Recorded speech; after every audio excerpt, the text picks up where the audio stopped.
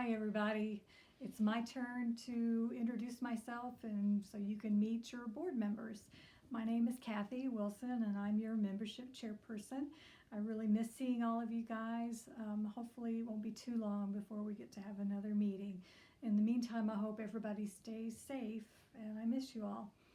I'm going to tell you a little bit about myself. I started sewing in middle school. I took home ec and I had a neighbor that helped teach me. I knew even back then that I wanted to quilt someday, and I was saving scraps from things I made, but of course none of that was quilting grade material, so it all got tossed along the way. Um, I've been quilting, I guess, 5.5 years now since I retired. I was a speech pathologist and taught first grade for a few years. All of that was in Spring ISD. I guess I probably had 30 years when I retired there. And then I worked for a clinic in Magnolia for a couple of years, which was great. I worked with young kids there. And it was only 2 days a week. It was a great job.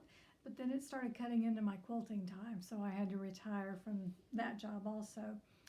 Retirement's been great. I love it. I don't have any idea how many quilts I've made. I was doing pretty good keeping record, but after a while, I just forgot about doing it.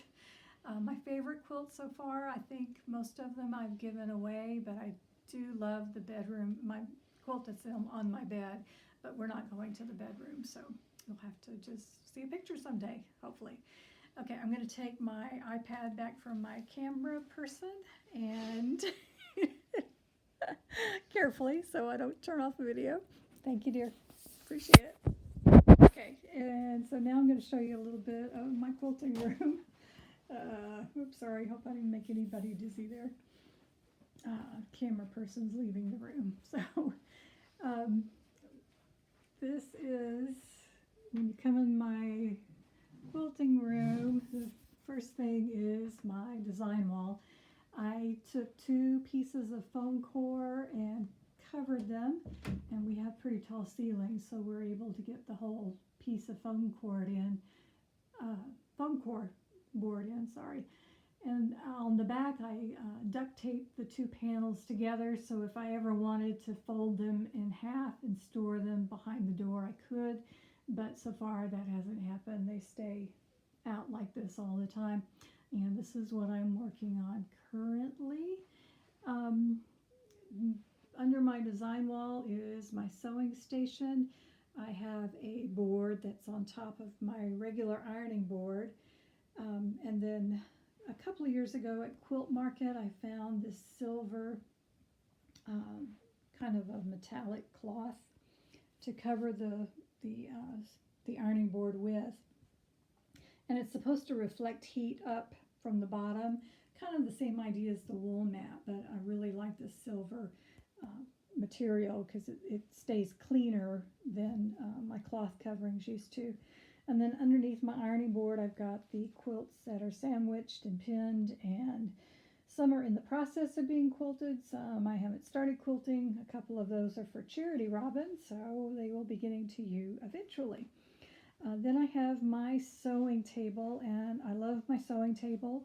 This is one of the last last things I bought on Mass Drop before they stopped selling sewing and quilting items. I love this table. I love the storage in it, and I'm able to drop my machine down into the table so I have a level surface. The plexiglass came with the table. You just had to tell them what kind of machine you have, and then they cut it to fit your machine. I think this is by Eversewn. I love the table. It's cheaper than if you bought like a Koala or some of the big brand names, and it does the same job. I think it was around $300. I'm not sure, don't remember, but something like that. And then in the corner I have the table that my sewing machine originally sat on. Get my chair out of the way, and it holds a lot of assorted stuff. And if I am quilting, I can move this out of the way pretty easily, and then I have a nice L-shape surface to hold my quilt up while I'm quilting. So that works out really well for me. Then I have more plastic drawers for storage, and then my cutting table. And it's one of the ones that will fold down into a small rectangle, which works out really well for me because this is one of our spare bedrooms. Excuse me. And when both of my daughters are home at the same time with their husbands, we need another bed. So I bought a Murphy bed so that most of the time this is my sewing room, but if I need it, then I can fold down my cutting table and can have guests in here too. The other part of my sewing room that's important is my closet. When we bought the house, the shelves in the middle were part of the closet, and I told the builder that I wanted shelves on this side also. I really wish I'd done it on the other side too, but maybe I'll get around to doing that someday. We'll see.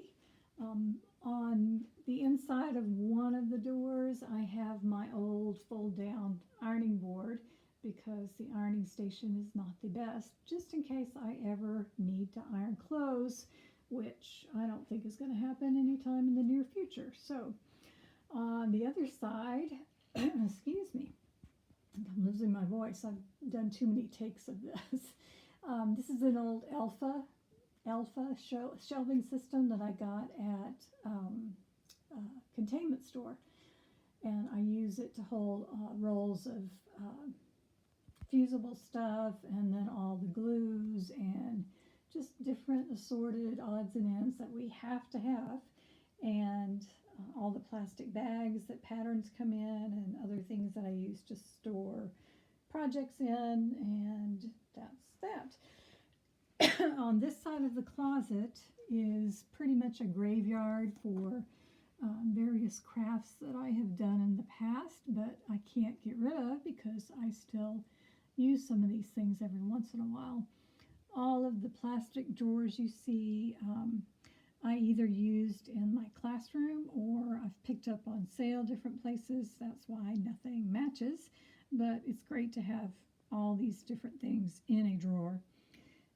I've got some projects on that shelf, and then down at the bottom I've got my rolling sewing case. Then in the middle I've got yardage. Most of it is sorted by color.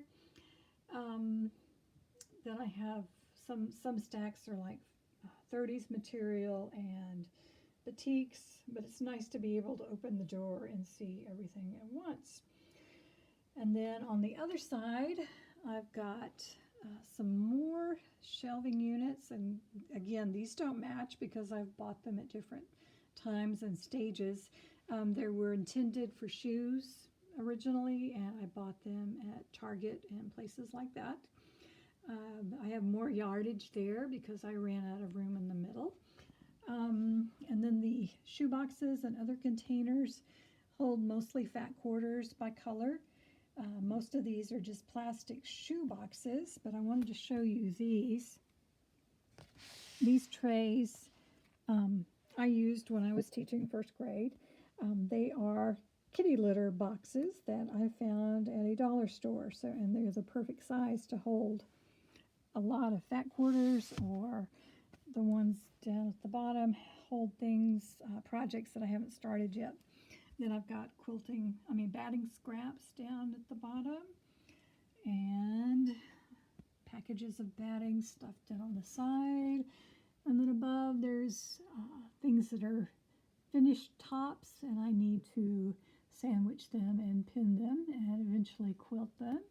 And then on the wall, last but not least, I had a ton of all the bags that you collect at Quilt Market, and they were all over the floor and driving me crazy, so I had my husband put a hook up and hung them up there. So that is the extent of my sewing room, and thank you for visiting. And like I said, I can't wait to see everybody again. Bye.